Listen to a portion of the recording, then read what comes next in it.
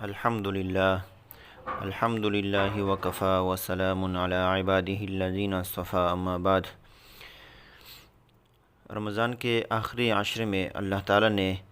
ایسی عبادتیں رکھی ہے جو پورے سال میں بھی وہ عبادتیں میسر نہیں ہوتی اور وہ عبادتیں انسان کو نہیں مل سکتی، جس طرح مثال کے طور پر لیلۃ القدر ہے یا اعتکاف مسنونہ ہے،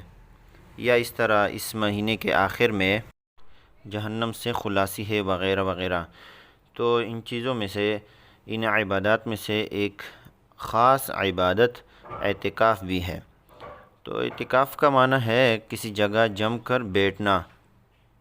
چونکہ اعتکاف میں کوئی شخص اللہ تعالیٰ کی رضا حاصل کرنے کے لیے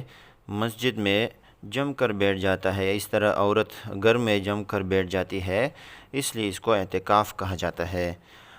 اور رمضان المبارک کے آخری عشرے میں جو اعتکاف مسنون ہے، یہ سنت مؤکدہ علی الکفایہ ہے۔ سنت مؤکدہ علی الکفایہ کا مطلب یہ ہوتا ہے کہ یہ سب کے ذمے اس کا ادا کرنا ضروری ہے، لیکن اگر پوری بستی میں، پورے گاؤں میں سے کوئی ایک شخص بھی اس کو ادا کر لے تو یہ سب کی طرف سے کافی ہو جاتا ہے، اور اگر کوئی بھی شخص اس کو ادا نہیں کرے گا تو سب کے سب گنہگار ہو گئے۔ اور اس کا طریقہ یہ ہوتا ہے کہ رمضان شریف کی 20ویں تاریخ کے سورج اور غروب ہونے سے ذرا پہلے سے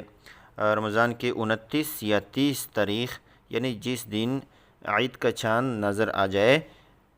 اس تاریخ کے غروب تک مرد کے لیے مسجد اور عورت کے لیے اپنے گھر میں جہاں نماز پڑھنے کے لیے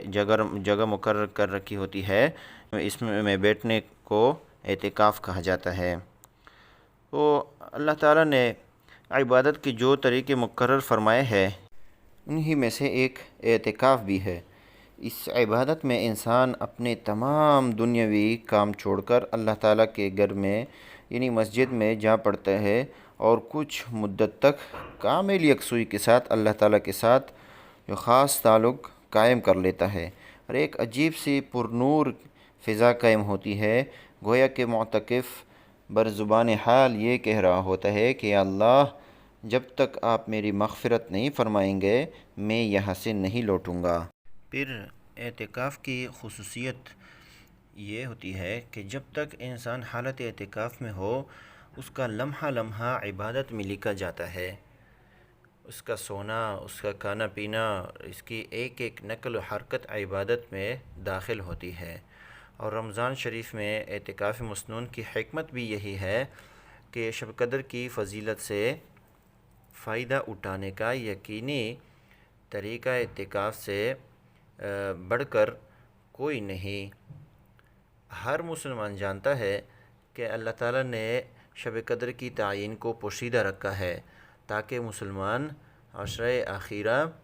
کی تمام تقراتوں میں جا کر عبادت میں مشغول رہے، لیکن عام حالات میں انسان کے لیے یہ مشکل ہوتا ہے کہ رات کا ایک ایک لمحہ میں عبادت ہی میں لگا لے، بلکہ انسانی تقاضے اور انسانی ضروریات کے تحت رات کا کچھ حصہ دوسرے کاموں میں بھی صرف کرنا پڑتا ہے۔ لیکن اگر انسان اعتکاف کی حالت میں ہو تو خواہ وہ رات کے وقت سوتا ہی کیوں نہ رہا ہو، اس سے عبادت گزاروں میں شامل کیا جاتا ہے، اور اس طرح اس کو شب قدر کا ایک ایک لمحہ عبادت میں صرف کرنے کی فضیلت حاصل ہو جاتی ہے۔ اور یہ فضیلت اتنی عظیم الشان ہے کہ اس کے مقابلے میں اس گینے چنے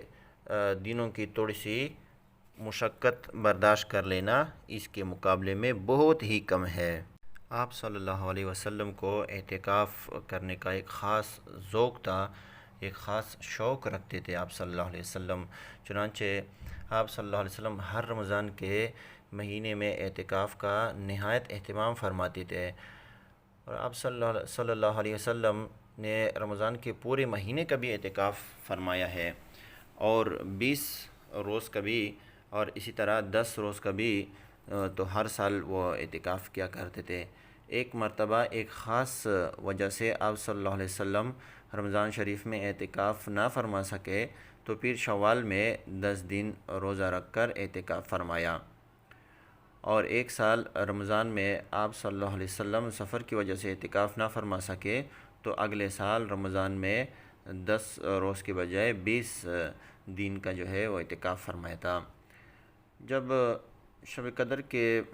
بارے میں یہ متعین نہیں ہوا تھا کہ وہ عشرۂ اخیرہ کی طاق راتوں میں ہوتی ہے، اس وقت ان حضرت صلی اللہ علیہ وسلم سے پورے رمضان کا اعتکاف فرمانا ثابت ہے، اور حضرت ابو سعید خدری رضی اللہ تعالیٰ عنہ سے روایت ہے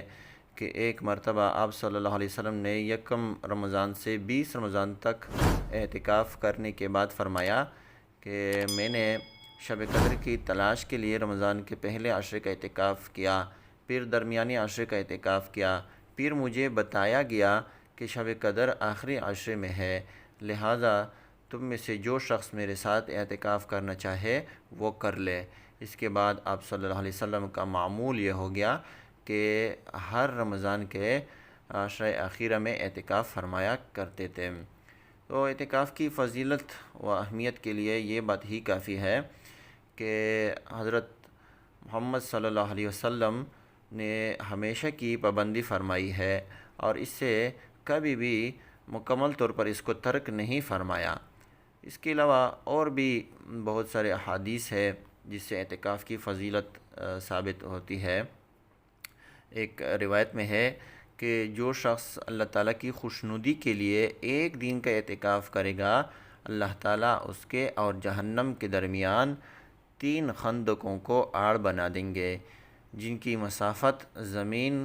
و آسمان کی درمیانی مسافت سے بھی زیادہ چوڑی ہوگی۔ اور اس طرح ایک اور روایت میں ہے جو شخص رمضان میں 10 روز کا اعتکاف کرے تو اس کا یہ عمل 2 حج اور 2 عمروں جیسا ہے۔ اور طبرانی کی روایت سے اس کا حدیث کے الفاظ تھوڑے سے مختلف ہے۔ اس کا ترجمہ یہ ہے کہ رمضان کے 10 دن کا اعتکاف 2 حج اور 2 عمروں جیسا ہے۔ ایک اور حدیث میں ہے، حضرت عائشہ رضی اللہ تعالیٰ فرماتی ہے کہ نبی کریم صلی اللہ علیہ وسلم رمضان کے آخری عشرے کا اعتکاف فرمایا کرتے تھے، یہاں تک کہ اللہ تعالیٰ نے آپ صلی اللہ علیہ وسلم کو وفات دے دی۔ پھر آپ صلی اللہ علیہ وسلم کے بعد ازواج مطہرات بھی اعتکاف کر لیا کرتے تھے۔ ایک اور روایت میں ہے کہ حضرت عبداللہ ابن عمر رضی اللہ تعالیٰ فرماتے ہیں کہ رسول اللہ صلی اللہ علیہ وسلم رمضان کے آخری عشرے کا اعتکاف فرمایا کرتے تھے، اور راوی حضرت نافع رحمہ اللہ تعالیٰ یعنی جنہوں نے حضرت ابن عمر رضی اللہ تعالیٰ سے یہ روایت کی ہے، وہ فرماتے ہیں کہ حضرت ابن عمر رضی اللہ تعالیٰ نے مجھے مسجد میں وہ جگہ بھی دکھائی جہاں آپ صلی اللہ علیہ وسلم اعتکاف فرمایا کرتے تھے۔ اور حضرت نافع رحمۃ اللہ علیہ ابن عمر رضی اللہ عنہ سے روایت کرتے ہیں کہ جب ان حضرت صلی اللہ علیہ وسلم اعتکاف فرماتے تو استوانہ توبہ کے پیچھے یا تو آپ صلی اللہ علیہ وسلم کا بستر بچھا دیا جاتا یا چارپائی ڈال دی جاتی۔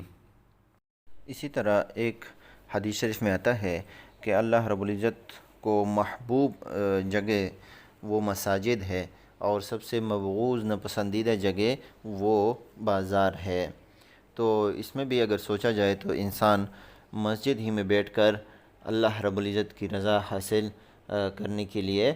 وہ مختلف قسم کے عبادات میں مشغول ہوتا ہے۔ ایک اور حدیث شریف میں آتا ہے، اس کا مفہوم یہ ہے کہ جب تک بندہ نماز کے انتظار میں بیٹھا رہتا ہے اس کو اس نماز تک کے لیے اجر لکھا جاتا ہے۔ تو اس حدیث پر بھی سوچنے سے یہ بات سمجھ میں آ جاتی ہے کہ دیکھیے جب تک انسان اعتکاف میں بیٹھا رہتا ہے تو چونکہ وہ مسجد میں ہوتا ہے تو اس بنا پر اس کو ان تمام چیزوں کا اجر و ثواب لکھا جاتا ہے۔ ایک اور حدیث شریف میں آتا ہے، اس کا مفہوم یہ ہے کہ بعض لوگ مساجدوں کے لیے وہ میخ یعنی کیل کی حیثیت رکھتے ہیں، تو جب بھی وہ مسجد سے باہر نکلتے ہیں تو فرشتے ان کو تلاش کرتے رہتے ہیں، اور جب یہ بیمار پڑ جائے تو اس کی بیمار پرسی کرتے ہیں، اور اس کو کس چیز کی ضرورت پڑ جائے تو فرشتے ان کی مدد کر لیتے ہیں۔ مطلب یہ ہے کہ فرشتے ہر وقت ان کی معیت میں ہوتے ہیں، ان کے ساتھ ہوتے ہیں۔ اور اسی طرح اگر سوچا جائے تو انسان کو